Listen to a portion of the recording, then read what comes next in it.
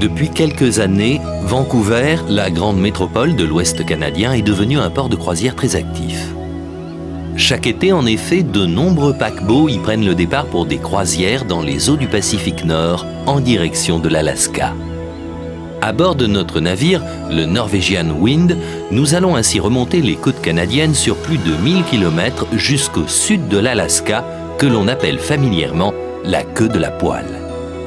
Découverte d'une nature intacte, rencontre avec la culture indienne ou évocation de la ruée vers l'or sont les points forts d'un voyage vers une région que les Américains eux-mêmes appellent la dernière frontière.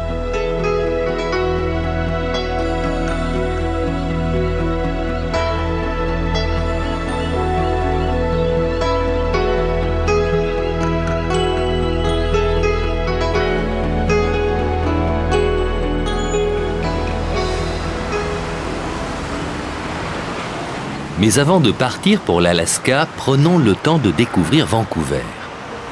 Né il y a à peine 100 ans, Vancouver assume avec décontraction son statut de grande métropole moderne d'1,5 million d'habitants. La frontière avec les États-Unis n'est qu'à 40 km. Et ne serait-ce le ciel couvert, il tombe environ 1,5 mètre de pluie chaque année, Vancouver a parfois des allures de Californie. Mais ici, à Granville Island, en plein centre-ville, on ne fait pas du kayak par snobisme ou pour suivre la mode. Les activités sportives témoignent du besoin réel de vivre en harmonie avec la nature. L'un des meilleurs aspects de Vancouver, c'est que l'on peut faire du kayak en pleine ville. L'océan, les plages et la montagne nous offrent un fabuleux terrain de jeu à 2 pas de chez nous. J'adore le kayak. J'en fais relativement souvent après le travail ou parfois le week-end. J'habite juste en face, de l'autre côté de la rive. Ça ne fait vraiment pas loin.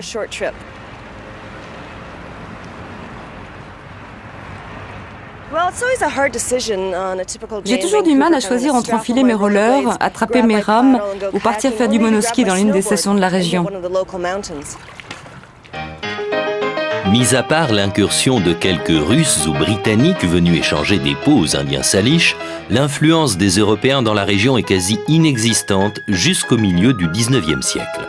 Malgré la découverte de mines d'or ou bien l'installation de scieries industrielles, Vancouver n'est en 1886 qu'une petite ville de 2500 habitants. Cette année-là, un gigantesque feu de forêt détruit complètement la ville et ses maisons de bois. Aussi, afin d'éviter une nouvelle catastrophe, on décide de reconstruire en briques cette fois. Le quartier de Gastown date de cette époque et doit son nom à un certain Gussie Jack, qui en 1867 ouvre un saloon pour les employés d'une scierie toute proche. C'est le chemin de fer qui va marquer la véritable naissance de Vancouver. En 1886, au terme d'un périple de 5000 km au travers du Canada, la ligne en provenance de Montréal atteint la côte pacifique. À l'origine, le terminus de la ligne devait se trouver sur l'île de Vancouver, à Victoria, choisie en 1868 comme capitale de la province de la Colombie-Britannique, en raison de son climat très doux qui lui épargne le gel.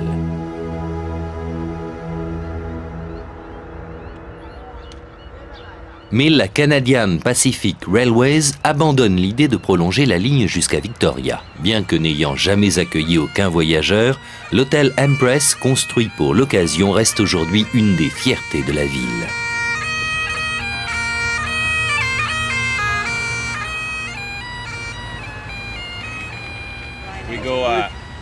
On traverse le parc de Beacon Hill parmi les fleurs, les arbres et les lacs. On prend l'avenue qui longe l'océan et on remonte jusqu'au vieux quartier victorien, construit il y a à peu près un siècle, en passant devant le Parlement. Vieux d'un siècle.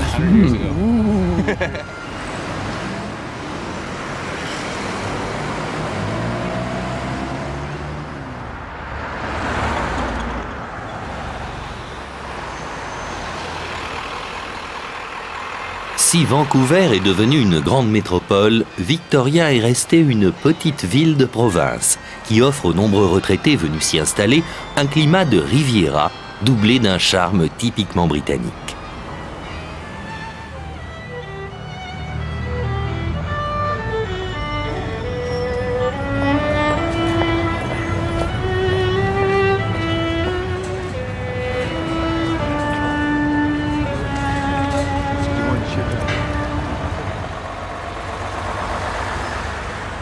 The Empress, l'impératrice. Pendant toute la seconde moitié du 19e siècle, les trois mâts qui accostent à Vancouver assurent les liaisons commerciales entre l'Ouest canadien et les autres pays du vaste empire britannique, exportant le bois de construction vers l'Australie ou important le thé ou la soie de l'Inde ou de Hong Kong.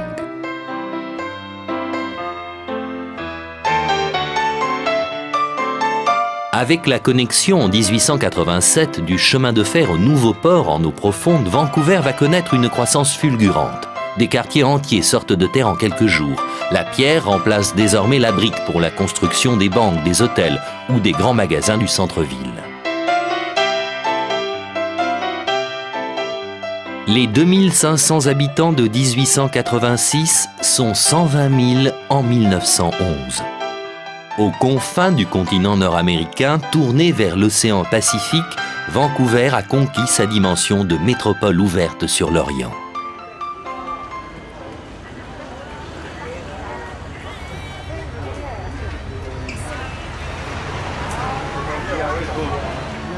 Aux descendants des Chinois venus travailler dans les mines d'or ou à la construction de la ligne de chemin de fer s'ajoutent désormais des émigrants venus de toute l'Asie, et notamment de Hong Kong, faisant du quartier chinois de Vancouver le plus important du Canada. Dans les premières années du XXe siècle, Vancouver voit apparaître, comme la plupart des grandes villes nord-américaines à la même époque, ses premiers gratte-ciel de style néo-baroque. Construit dans les années 20, le Marine Building est l'un des plus remarquables d'entre eux. De style art déco, sa façade est ornée de thèmes marins ou de reliefs à la gloire des transports modernes.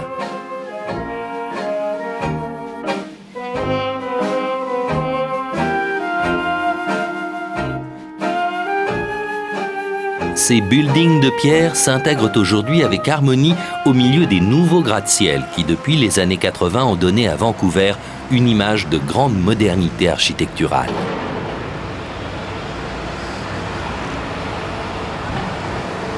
Dans le cadre du parc Robson, dont il est le créateur, Arthur Erickson nous dévoile ce qui, selon lui, caractérise l'architecture à Vancouver. Comme à Paris ou à Londres, le meilleur matériau pour construire les immeubles a toujours été le calcaire très clair. Et je pense personnellement que c'est ce type de couleur qu'il faut utiliser pour le genre de climat gris que nous avons ici. Les gens ici sont moins intéressés par la superficie que par la vue qu'ils peuvent avoir de chez eux. Et ce qui se vend le plus cher, c'est la vue. Et c'est vrai qu'il n'y a rien de plus fabuleux que de pouvoir apercevoir les montagnes depuis la ville. La plupart du temps, on ne les voit pas.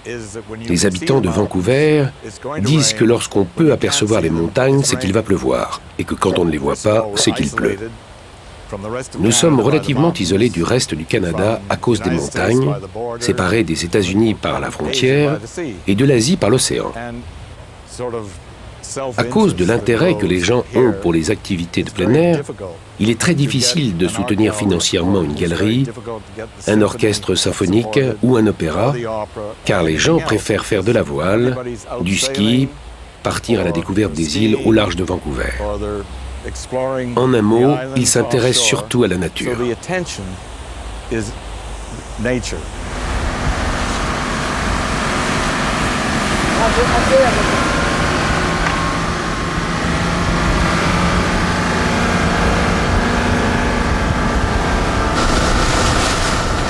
Quelques kilomètres à peine au large de l'île de Vancouver.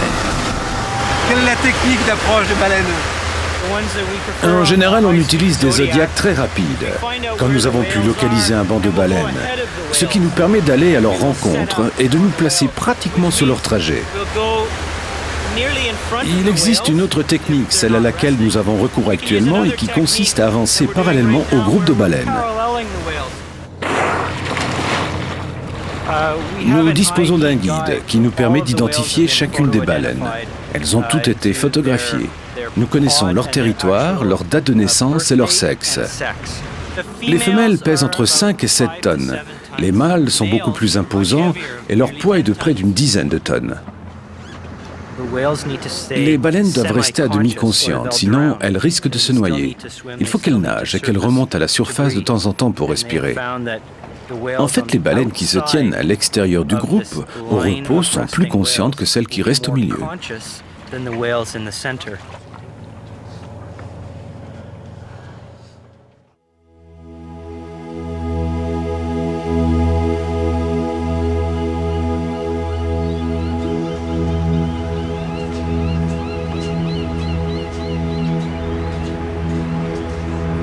Le Norwegian Wind a largué les amarres et s'éloigne lentement de Vancouver.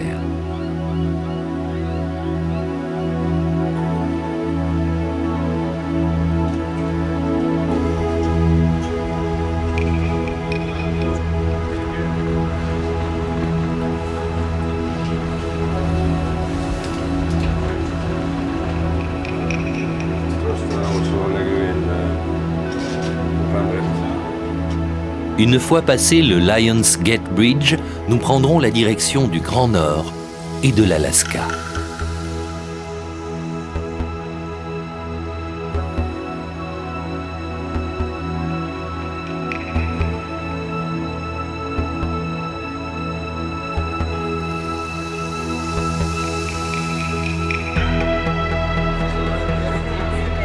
Les premières heures d'une croisière sont naturellement consacrées à la découverte du bateau. Pendant une semaine, le navire va devenir pour les uns un hôtel où l'on se repose, pour les autres une rue où l'on se promène, ou bien un village de vacances où l'on se fait des amis. Mais pour tous, le bateau reste avant tout un observatoire incomparable ouvert sur la nature.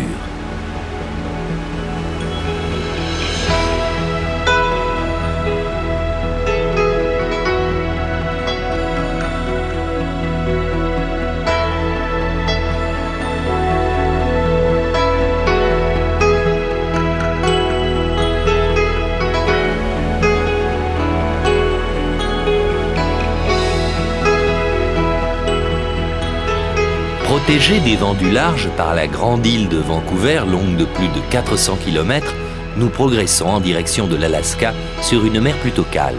Mais le ciel reste gris et chargé de nuages menaçants.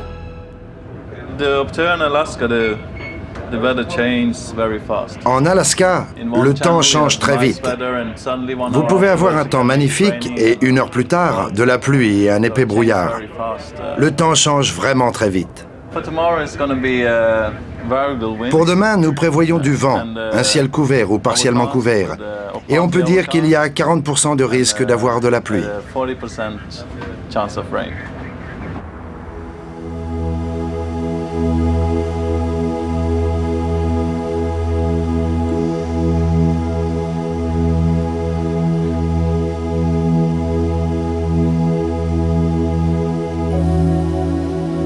Remontant au milieu d'îles et d'îlots le passage intérieur, nous quittons les eaux canadiennes et pénétrons en Alaska en direction de Ketchikan, notre première escale.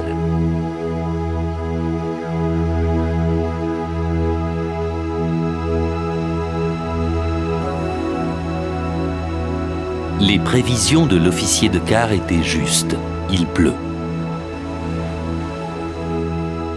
Les ponts sont déserts. Il est encore tôt, les passagers dorment.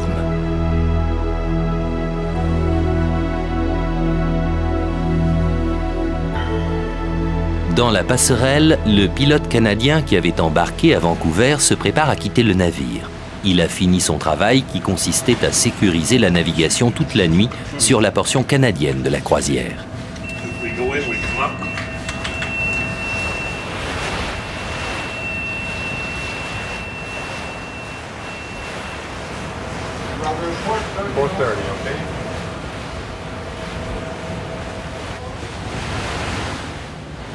Maintenant que nous avons pénétré les eaux territoriales américaines de l'Alaska, il débarque sur la pilotine qui va le conduire à terre. Demain ou après-demain, un cargo ou un autre paquebot le ramènera jusqu'à Vancouver.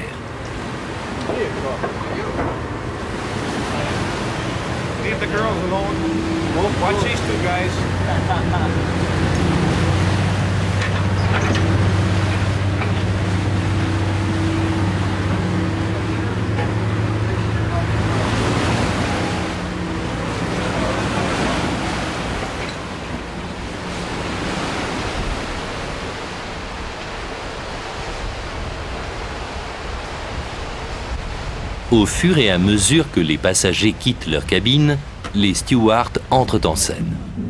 Ils sont ainsi quelques dizaines à se partager l'entretien des 850 cabines réparties sur 8 ponts. Steward. Hello.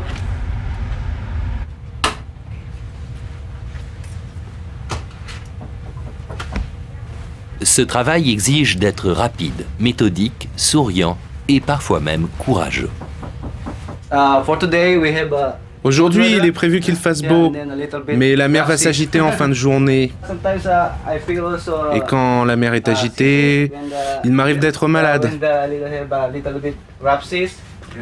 Qu'est-ce que vous faites quand vous avez le mal de mer?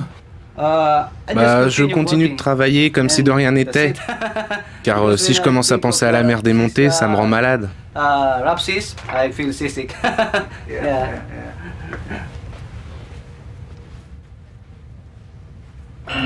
À l'approche de Ketchikan, nous pénétrons une zone habituellement fréquentée par des baleines, comme les orques, appelées baleines tueuses parce qu'elles s'attaquent aux phoques ou aux marsouins, ou les baleines à bosse venues d'Hawaï pour se nourrir dans les eaux poissonneuses de l'Alaska.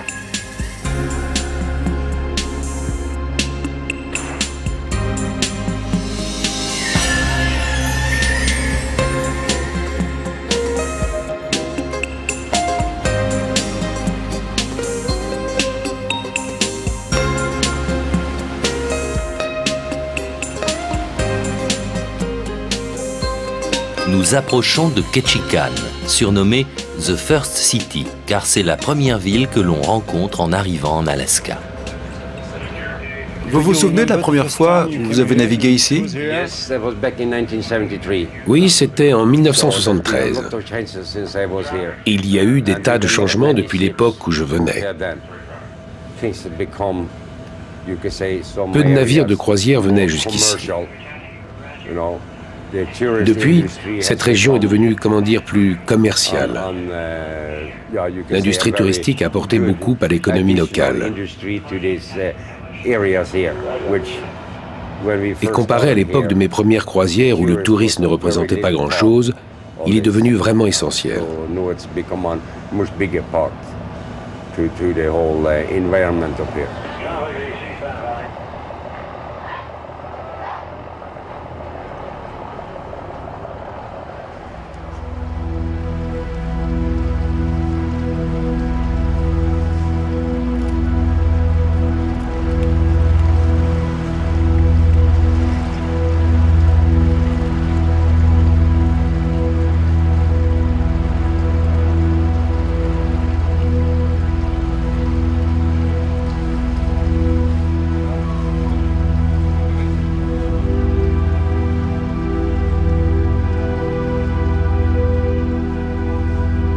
Pendant longtemps, les seules embarcations qui accostent à Ketchikan sont des bateaux de pêche.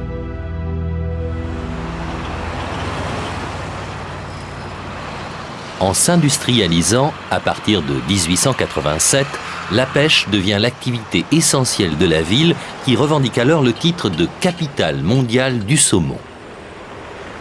Mais avec l'introduction au début du XXe siècle des exploitations forestières et aujourd'hui du tourisme, la pêche ne représente plus que 20% de l'activité de Ketchikan.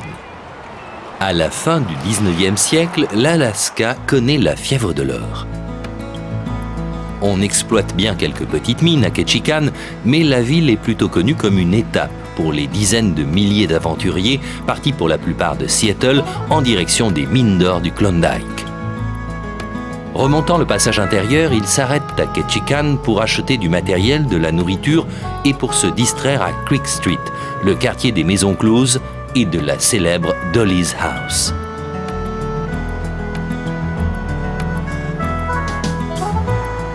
Les maisons de bois de Creek Street sont aujourd'hui des boutiques de souvenirs proposant entre autres choses de petits totems colorés.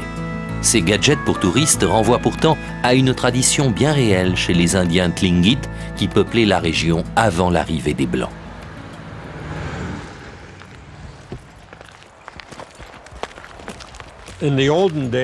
Autrefois, les sculpteurs partaient dans la forêt abattait un arbre en prenant soin de le faire tomber sur d'autres arbres, ce qui ralentissait sa chute et évitait qu'il ne se brise en plusieurs morceaux, et il se mettait à le sculpter sur place.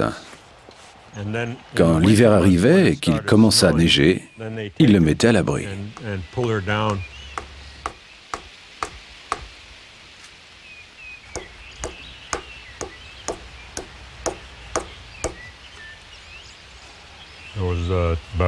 À 24 ans, alors que tout me prédestinait à devenir pêcheur, j'ai commencé à tousser à cause de la poudre de méduse.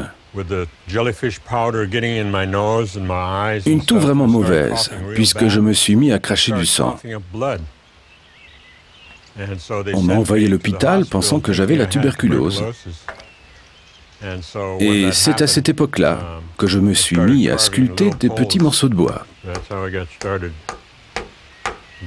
C'est comme ça que j'ai commencé et que je suis devenu artiste.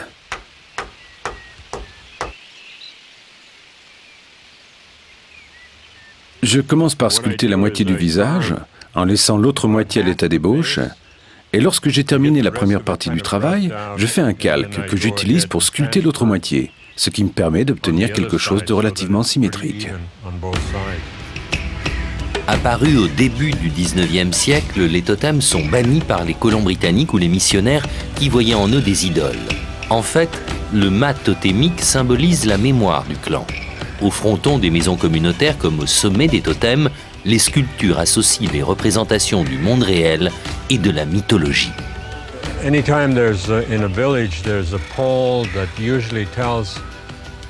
Dans tous les villages où il existe un totem, le totem est là pour représenter le chef de la tribu. Autrefois, la principale fonction du totem, érigé dans un village, était d'indiquer la puissance du chef. Il suffisait d'observer le totem d'un village pour connaître les symboles représentant chaque tribu, à laquelle était associée par ailleurs toute une série d'histoires et de légendes.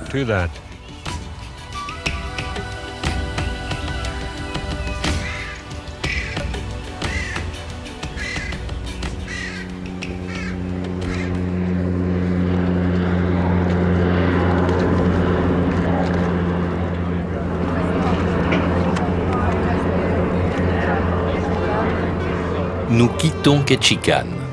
Bien que la météo ne donne aucun signe d'amélioration, le moral est au beau fixe et l'atmosphère détendue.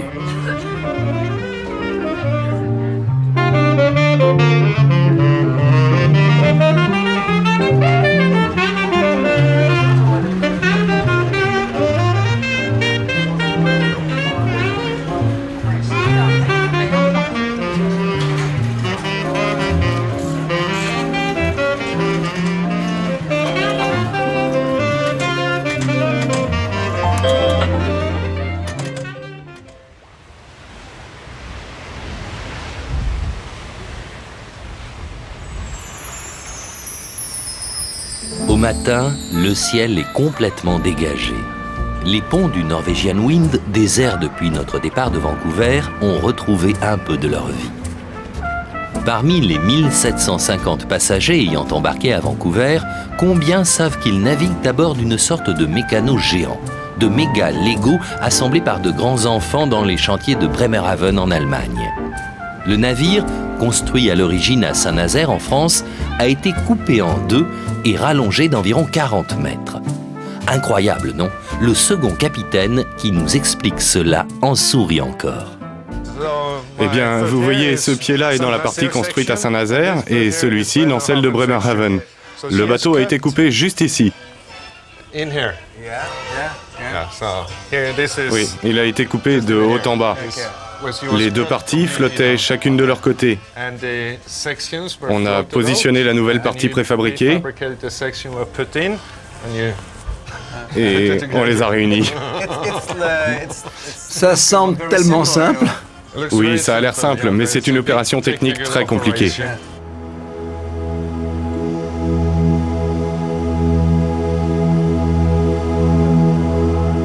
Nous arrivons à Juneau. Bien que la Russie ait vendu l'Alaska aux États-Unis en 1867, il faut attendre 1906 pour que Juneau remplace Sitka, fondée par les trappeurs russes au début du 19e siècle, comme capitale du territoire. Pour apprécier Juneau, il faut prendre de la hauteur. La ville est en effet située exactement au pied d'un immense champ de glace de près de 4000 km², alimenté par des centaines de glaciers, dont nous allons découvrir les trois plus majestueux, le Herbert, le Mendenhall et le Taku.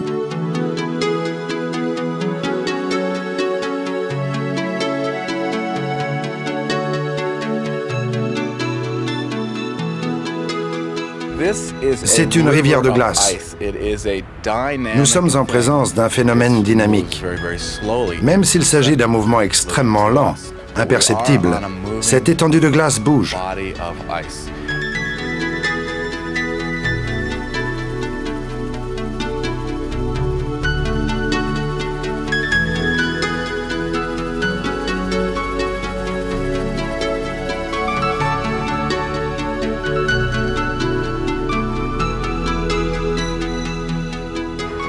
Nous ne sommes qu'à 13 km de l'océan et nous survolons une couche de glace d'une épaisseur estimée à environ 240 mètres. Des recherches ont démontré qu'en certains endroits, la glace pouvait atteindre 600 mètres d'épaisseur, mais ici, elle ne fait que 240 mètres.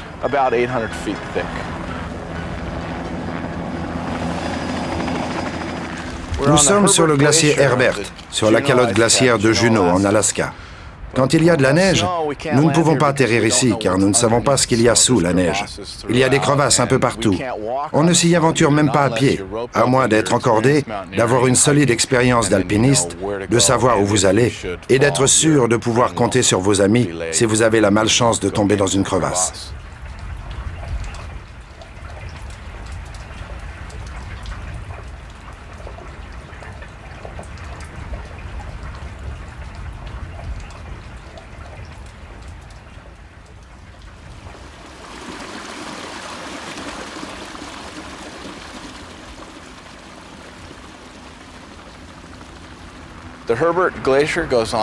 Le glacier Herbert rejoint le champ de glace de Juneau et remonte jusqu'au sommet qu'on aperçoit au-dessus de nous. Ils sont à environ 5 km d'ici.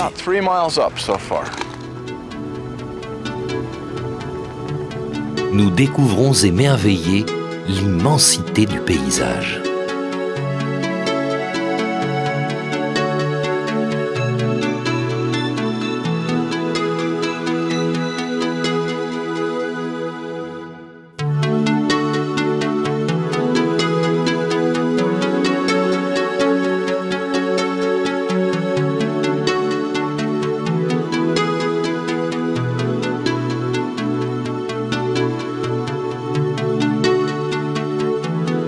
Cette beauté n'est cependant pas éternelle.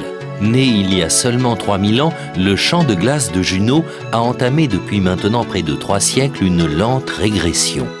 Jusqu'où ira-t-elle? Les scientifiques ne peuvent le dire. Seule exception à cette règle, le Taku, le plus grand des glaciers de la zone, continue lui à s'étendre en direction de la mer.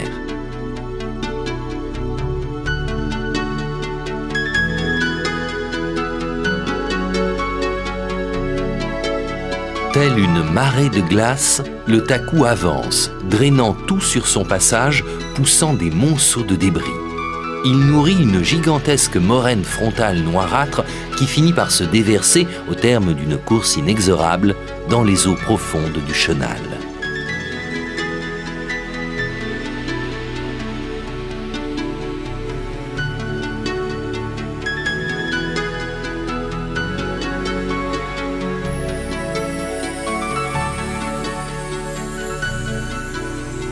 La naissance des villes pionnières est souvent le fruit du hasard. Joseph Juneau, un modeste prospecteur à 4 $ la journée, découvre en 1880 l'un des plus gros gisements aurifères de l'Alaska. En quelques semaines, une ville voit le jour.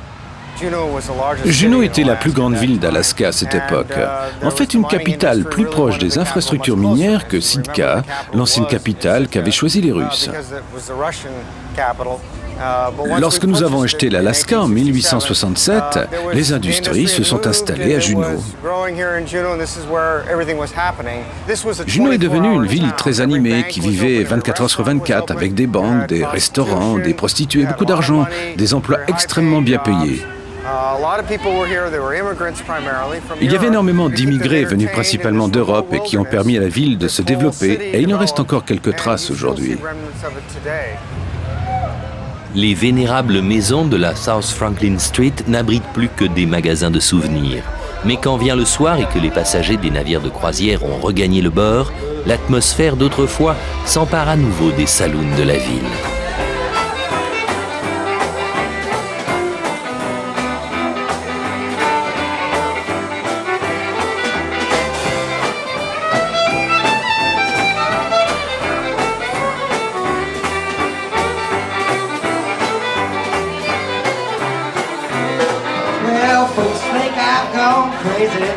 And I don't feel too sure, but there's nothing wrong with me that your sweet love won't cure. If you love me like I'm loving you, then baby we'll fit like a glove. If you love me like I'm loving you, baby we'll be real love.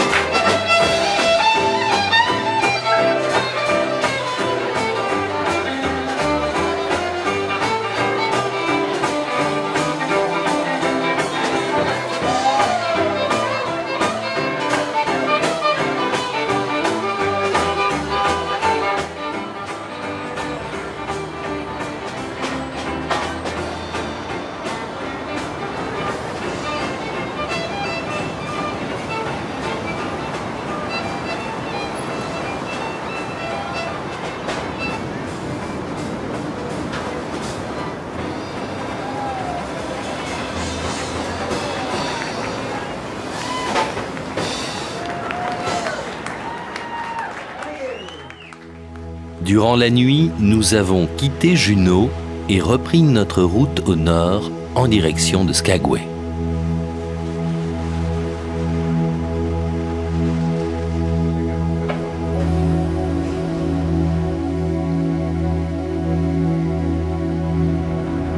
Il est tôt et j'ai besoin d'un café pour me réveiller.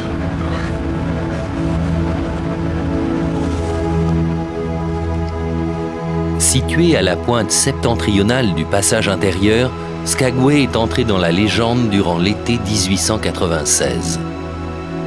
George Carmax, un prospecteur accompagné de deux amis indiens, James Cookum et Charlie Dawson, découvre sur la rivière Klondike au Yukon canadien un incroyable filon d'or. En quelques mois, des dizaines de milliers d'aventuriers convergent du monde entier.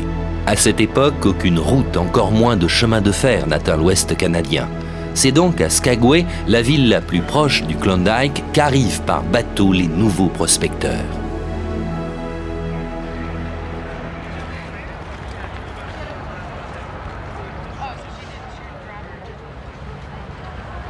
Pour les passagers qui débarquent aujourd'hui à Skagway, cette journée est consacrée à l'évocation de l'une des plus incroyables aventures des temps modernes.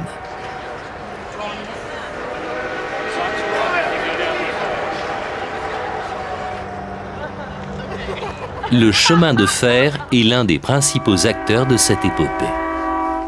Au mois de mai 1898, les premières traverses sont posées dans la grande rue de Skagway. Avec 20 000 habitants, elle devient rapidement la ville la plus peuplée d'Alaska, attirant quantité de tricheurs, de voleurs et de malfrats en tout genre. Pour la majorité des aventuriers, parmi lesquels se trouve l'écrivain Jack London, alors âgé de 21 ans, Skagway, avec ses bordels comme le Red Onion Saloon, offre le dernier moment d'insouciance avant de prendre la direction du Klondike.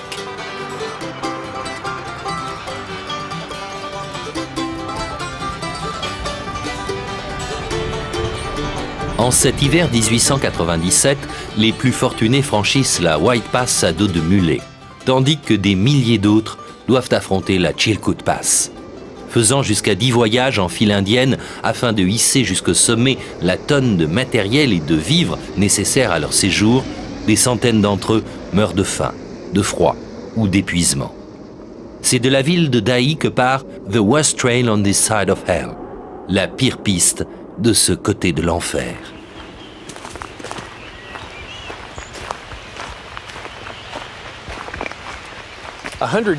Il y a une centaine d'années, c'était la plage, ici. Cela faisait partie de la ville de Dai. Il arrive que la marée remonte jusqu'ici, 3 ou 4 fois par an. Souvent, quand les chercheurs d'or débarquaient ici, ils laissaient leurs bagages près des bateaux à marée basse, pensant les retrouver à leur retour. Mais l'eau remontait avec la marée, emportant leurs affaires, et beaucoup d'entre eux se sont retrouvés coincés ici sans argent ni bagages.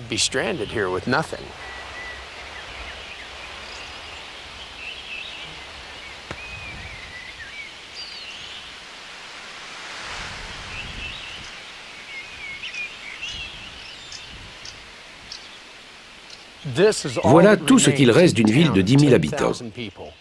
Il y a une centaine d'années, la ville comptait plus de 800 édifices divers qui s'élevaient à l'endroit où nous sommes. Là, c'était la rue principale, autour de laquelle s'étendait Dai, une ville très animée, la dernière avant les gisements de Klondike. L'âge d'or de Dai n'a duré que 2-3 ans, même si la ville a été construite une dizaine d'années avant Skagway.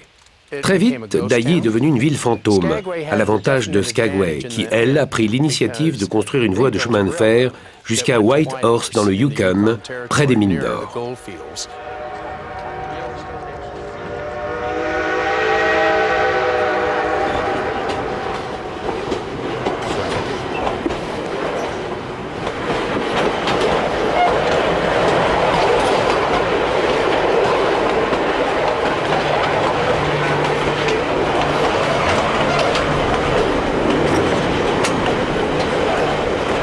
Le développement des croisières en Alaska a sans doute été déterminant dans la remise en service en 1988 du petit train de la White Pass and Yukon Route.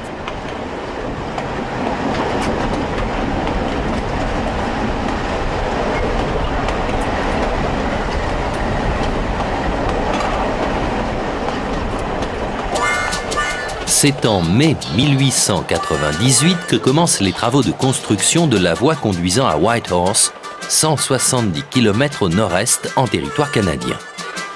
Avec de l'explosif, la puissance de 2 chevaux et la ténacité de centaines d'ouvriers, la ligne atteint le sommet de la White Pass le 20 février 1899. Le 6 juillet de la même année, elle rejoint la rivière Yukon, à l'endroit même où les prospecteurs embarquent à bord de vapeurs, de barques ou même de radeaux en direction des mines d'or du Klondike.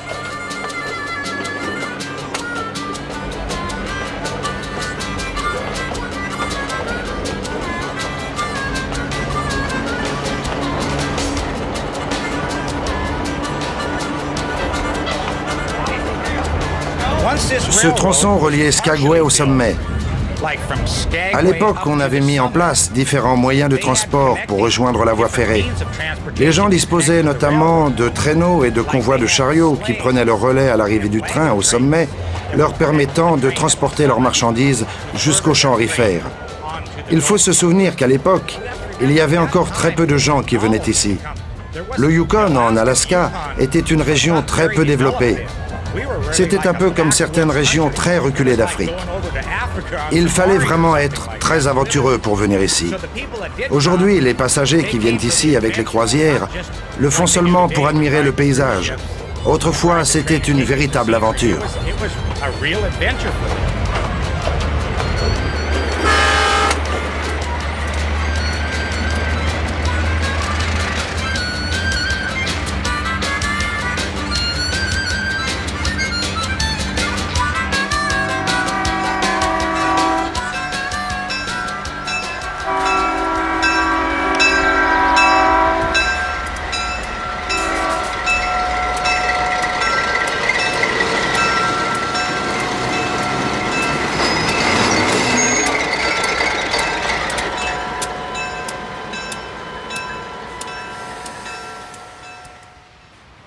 En attendant la prochaine escale prévue en fin de journée, les passagers du Norwegian Wind s'accordent quelques instants de détente.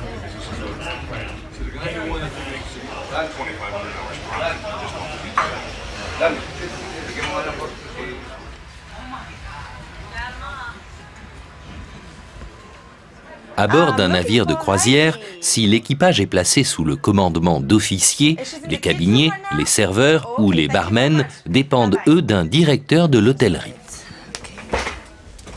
Marion est sa secrétaire. Un travail qui demande de l'organisation et de bonnes jambes.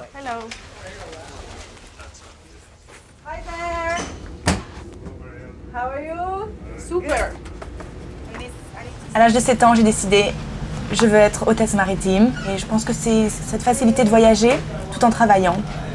Et en 2 mois, par exemple, j'étais dans les Caraïbes. Je suis partie, j'ai traversé l'Atlantique, je me suis retrouvée à Madère. Après, je suis partie en Écosse, en Irlande.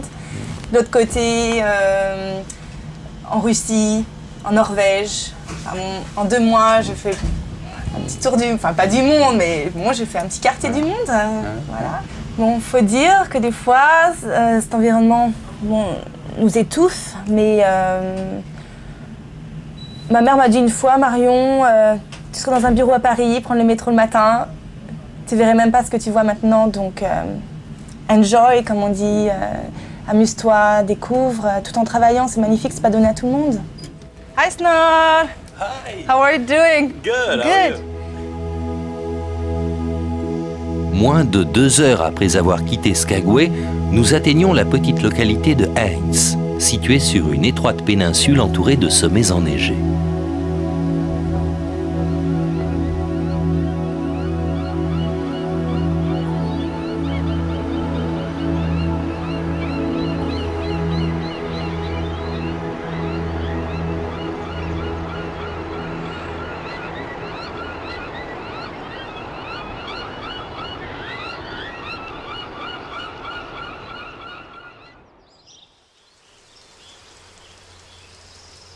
Au contraire de Juneau ou de Skagway, qui durant l'été vivent au diapason du tourisme, notre arrivée ne semble pas avoir troublé le moins du monde la tranquillité des habitants de Haines.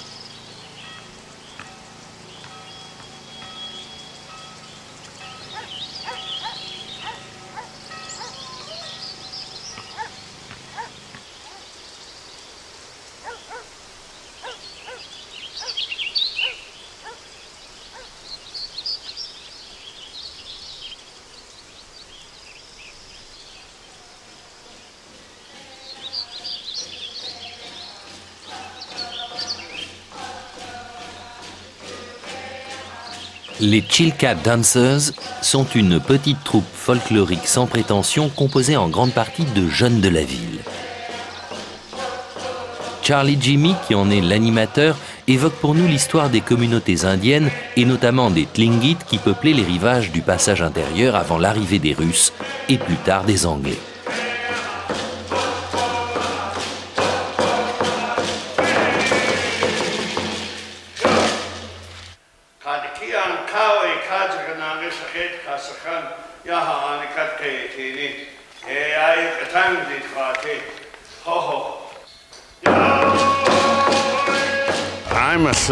Je fais partie de la tribu des Tlingits. Chez les Tlingits, vous devenez le même animal que votre mère. Vous êtes un corbeau ou un aigle. Si votre mère est un aigle, alors vous êtes un aigle. Partout à Juneau et ses alentours, on peut voir l'influence russe, comme les églises russes par exemple.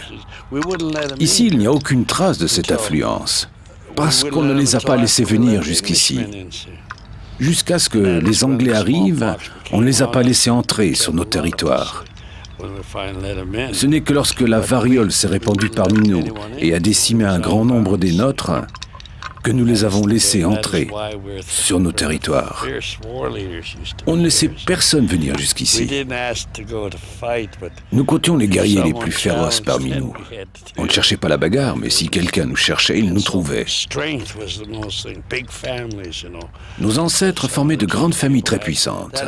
C'est pour ça qu'il n'y a pas si longtemps encore, les hommes avaient 2 ou 3 femmes pour pouvoir fonder de grandes familles, des familles puissantes.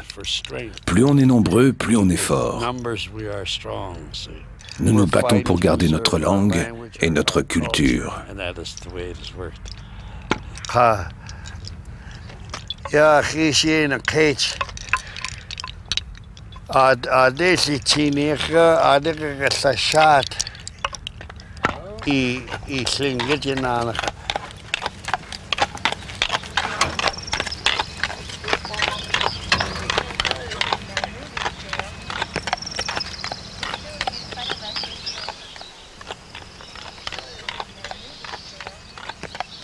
Notre journée à Haynes s'achève aussi paisiblement qu'elle avait commencé. À l'inverse, une certaine fébrilité gagne les passagers du Norwegian Wind.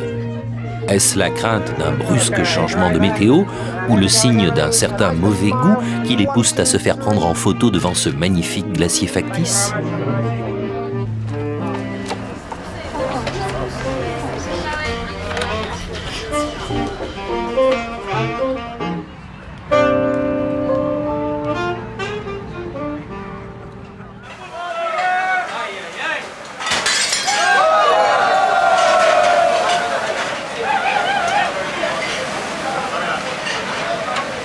Dans les cuisines, c'est le moment du coup de feu, la préparation du traditionnel dîner d'adieu du commandant annonçant la fin prochaine de la croisière nécessite une attention plus particulière de la part de tout le personnel de cuisine.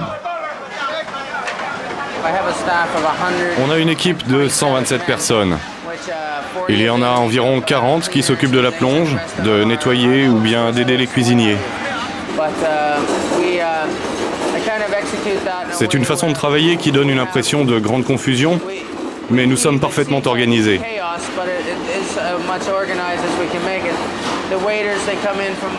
Les serveurs arrivent des deux côtés, ils prennent ce qu'ils ont commandé et repartent.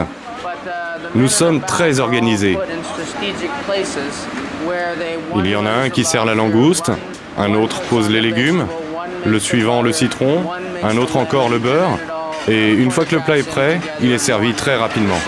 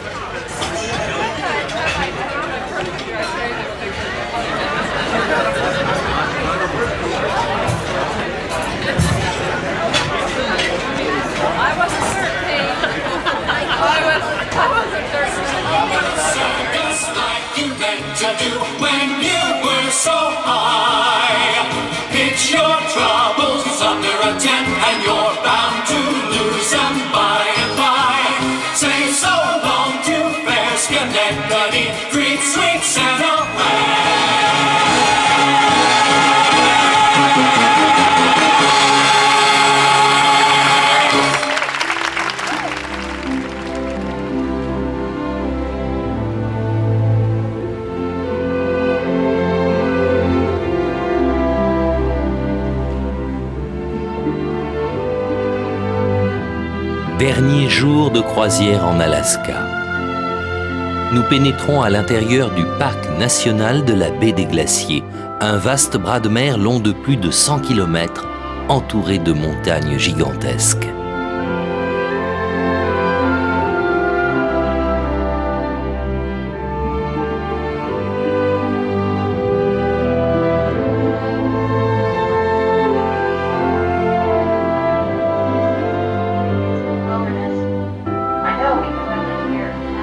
L'accès du parc est strictement réglementé et un guide officiel monte à bord de chaque navire durant la navigation à l'intérieur de la baie.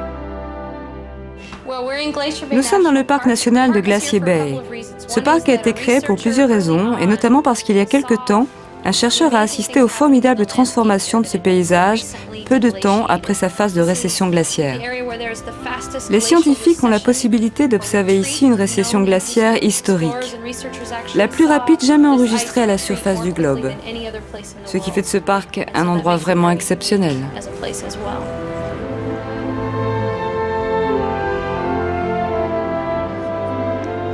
Quand le navigateur George Vancouver vient ici en 1794, l'ensemble de la baie est occupé par un gigantesque glacier long de 160 km. Malgré cette incroyable récession, le parc offre toujours la plus grande concentration de glaciers au monde. Pour des raisons de protection de l'environnement, Jamais plus de 2 navires de croisière ne sont admis à naviguer en même temps à l'intérieur de la baie.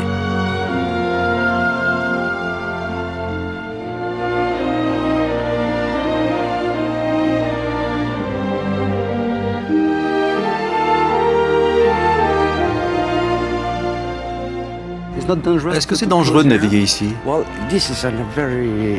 Nous sommes dans un parc national soumis à un contrôle très rigoureux. Le nombre de bateaux autorisés à pénétrer dans ce parc ne doit pas dépasser un certain quota annuel. En période estivale comme maintenant, nous avons à bord des gardes forestiers qui veillent à ce qu'il n'y ait aucune pollution. Leur travail consiste à vérifier que nous n'outrepassons pas les droits qui nous sont accordés le temps de cette visite. Nous ne sommes pas autorisés, par exemple, à nous approcher plus près des glaciers.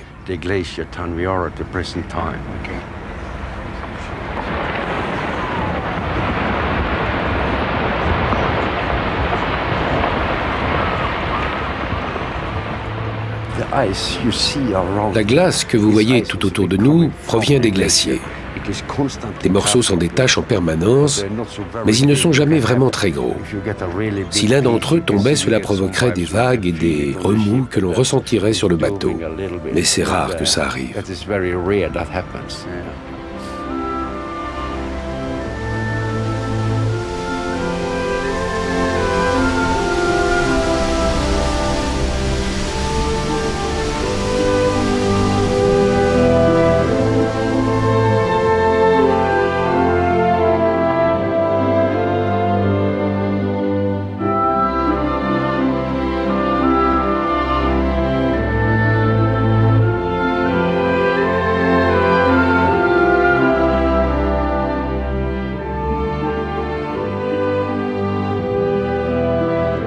Au cours de cette semaine de navigation, nous avons parcouru le sud d'Alaïska, la Grande Terre, comme la nomment les Indiens Aléoutes.